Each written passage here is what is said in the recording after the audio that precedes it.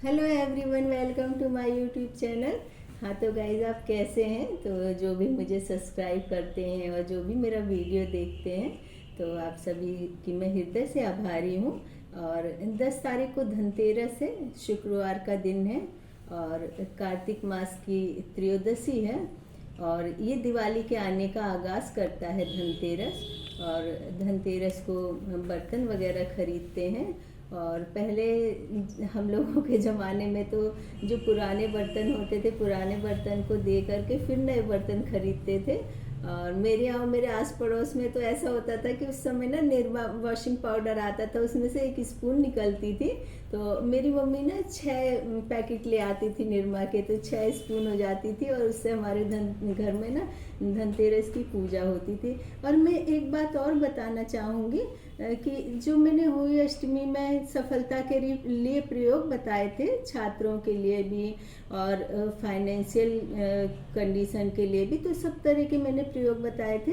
और जो भी मेरे होली अष्टमी वाला वीडियो नहीं देख पाए हों या देख करके वो प्रयोग सफलता के लिए करना चाहते हो ना कर पाए हों, तो आप उस प्रयोग को दिवाली वाले दिन भी कर सकते हो। दिवाली वाले दिन रात में 11 बजे और 11 को भी आप उस प्रयोग को कर सकते हैं। तो उससे आपको निश्चित सफलता मिलेगी। और जो भी छात्र छात्राएं कंपटीशन एग्ज़ाम की तैयारी कर रहे हैं और अपनी लाइफ में जो भी पर्सन स्ट्रगल कर रहे हैं, तो उन सभी के लिए मेरी बहुत सारी शुभकामनाएं। और आपकी मेहनत सफल हो और आप जल्दी से जल्दी जिस भी मुकाम को पाना चाहते हैं उसे पा लें। तो धनतेरस को धन्वंतरी दिवस के नाम से भी जाना जाता है। इसको धन्वंतरी जयंती के नाम से इसलिए भी जाना जाता है क्योंकि इस दिन धन्वंतरी नाम के वैद्य समुद्र से औषधि का कलश लेकर के आए थे, तो इसलिए इसको धन्वंतरी जयंती के नाम से जाना जाता है। और उसके अलावा धनतेरस को यमराज की भी पूजा की जाती है। और इस दिन आटे का दिया बना करके 4 बत्तियां लगाकर और दरवाजे पर रख कर फल फूल रख कर के प्रार्थना की जाती है। तो इस तरह से धनतेरस की पूजा की जाती है। और धनतेरस को यदि चांदी का बर्तन आ जाए तो बहुत शुभ माना जाता है। और यदि हमारी इतनी आस्था नहीं है तो कोई बात नहीं, हम सिर्फ मिट्टी के बर्तनों से भी पूजा कर सकते हैं। कोई ज़रूरी नहीं है कि उस दिन हम अपने घर पर नए बर्तन ही लेकर के आए। हमारी श्रद्धा होनी चाहिए कि हम पूजा करने में हमारी श्रद्धा कितनी लग रही है।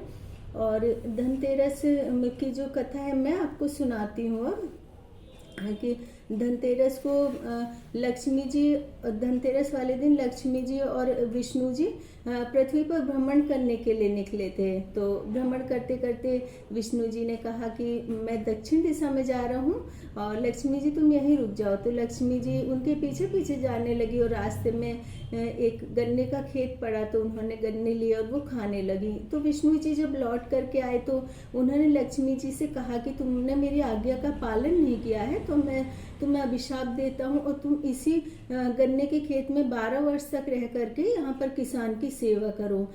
तो उनकी आज्ञा का पालन करते हुए लक्ष्मी जी खेत में ही रह गई और 12 वर्ष तक उस किसान की बहुत सेवा करती रही। और जितने दिन वो किसान के खेत में रही, किसान के खेत में बहुत अच्छी फसलें लहलाती रही। और वो किसान बहुत गरीब था, तो उसकी आर्थिक स्थिति भी बहुत ज़्यादा सुधर गई और वो लक्ष्मी जी की बहुत ज़्यादा सेवा करने लगा। और इस तरह से 12 वर्ष पूरे हो गए। और जब 12 वर्ष पूरे हो गए तो विष्णु जी बोलने लगे कि अब तो लक्ष्मी जी का श्राप खत्म हो गया है और अब मैं लेने जाऊंगा। लक्ष्मी जी ने भी सोचा कि अब तो मेरा यहाँ रहकर के श्राप खत्म हो गया है, तो मैं अब देवलोक में चली जाऊंगी विष्णु जी के साथ। तो लक्ष्मी जी ने किसान से कहा कि मुझे तो श्राप मिला था, तो श्राप की वजह से मैं 12 साल तक यहाँ थी और अब मैं फिर से देवलोक वापस लौट जाऊंगी, तो अब मुझे विष्णु जी लेने के लिए आ रहे हैं। तो किसान ने कहा नहीं नहीं, अब मैं तुम्हें नहीं जाने दूंगा, क्योंकि तुम्हारी वजह से मेरी आर्थिक स्थिति इतनी अच्छी हो गई है और मेरे खेत खलिहान भी इतनी अच्छी तरह से लहलहा रहे हैं। तो फिर विष्णु जी ने कहा कि नहीं नहीं, मैं इसको लेकर के जाऊँगा। ऐसा करो, कि तुम गंगा जी में जाओ और हम तुम्हें ये कौड़ी दे रहे हैं और इस कौड़ियों को गंगा जी में डुबो देना। और किसान गया और उसने कौड़ियों को गंगा जी में डुबाया और जैसे ही गंगा जी में कौड़ियाँ डुबाई 4 भुजाएं निकली। तो किसान ने पूछा ये कौन है? तो वो भुजाएं बोले कि हम गंगा माता हैं और आपने यहाँ पर ही कौड़ियाँ डुबोई हैं और ये कौड़ियाँ तुम्हें किसने दी थी? तो किसान ने कहा ये कौड़ी मुझे विष्णु जी और लक्ष्मी जी ने दी थी। तो वह गंगा माता बोली कि आप जल्दी से जल्दी जाओ और विष्णु जी लक्ष्मी जी को रोक लो, यदि भी चले गए तो आपके घर में फिर से निर्धनता आ जाएगी। तो किसान आया, किसान ने विष्णु जी लक्ष्मी जी से कहा कि आप यहाँ पर ही रहें। तो लक्ष्मी जी ने कहा नहीं, मैं तो बहुत चंचल हूँ, मैं चलायमान हूँ, मैं एक जगह पर नहीं रह सकती हूँ। और फिर बहुत दया याचना की किसान ने। तो लक्ष्मी जी ने कहा कि चलो मैं तुम्हारे यहाँ पर रह जाऊंगी, लेकिन मैं अदृश्य रूप से रहूंगी तुम्हारे यहाँ पर, मैं तुम्हें दिखूंगी नहीं। तो तुम ऐसा करना कि धनतेरस के दिन तुम दिया जलाना दरवाजे पर और पूजा पाठ करना, नए बर्तन वगैरह खरीद कर लाना और घर को एकदम साफ सुथरा करना और मेरी आरती करना, पूजा अर्चना करना। तो मैं ज़रूर से तुम्हें वो सब कुछ फल दूंगी जब मैं तुम्हारे खेत में रहती थी उस तरह से तुम्हें मिलता था। तो किसान ने धनतेरस के दिन इसी तरह की विधि से पूजा पाठ सब किया, तो उसके घर में उसी तरह से धन दौलत सब आने लगी। तो इसी तरह से किसान के साथ साथ गांव के लोग भी पूजा करने लगे और हमारे भारतवर्ष में भी इसी तरह से धनतेरस की पूजा होने लगी। और यमराज से एक बार यमदूतों ने कहा कि ये जो अकाल मृत्यु होती है, अकाल मृत्यु के लिए जब हम किसी व्यक्ति को लेने जाते हैं तो हमारा हृदय पीड़ा से भर जाता है, क्योंकि कई तो छोटे बच्चे भी होते हैं, कई बड़े होते हैं और उनके घर इतनी सारी जिम्मेदारियां होती, तो हमको बहुत कष्ट होता है। तो आप इस अकाल मृत्यु को टाल दो।